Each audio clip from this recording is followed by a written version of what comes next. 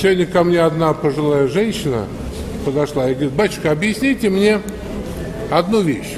Я говорю: ну давай, попробуй. Что иногда бывают такие вопросы задают, что и не ответишь. Вот я, говорит, ну она уже пожилая, говорит, когда мне нужно в храм, я поднимаю руку, останавливается машина, и меня везут.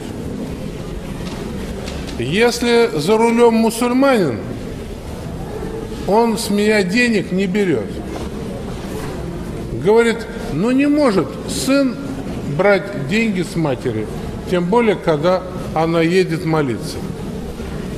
А если останавливается русский, крещеный, то он говорит, это моя работа, и берет деньги.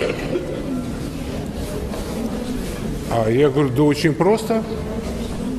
Эти мусульмане гораздо ближе ко Христу, чем те крещенные водители, которые, может быть, даже когда-то и в церковь приходят на Пасху там или еще что. Потому что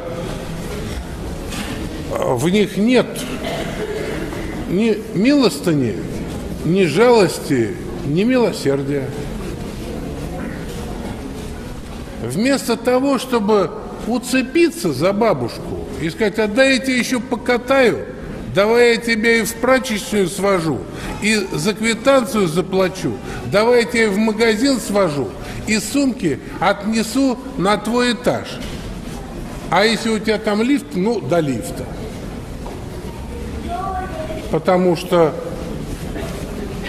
это есть угодно Богу. И вот так интересно. То, что угодно Богу, современный мусульманин знает. А то, что угодно Богу, современный крещеный не знает. И кто же ближе к Богу? Поэтому будущее за этими мусульманами. За ними будущее. Они будут населять эту землю. Потому что современным крещеным это все не нужно.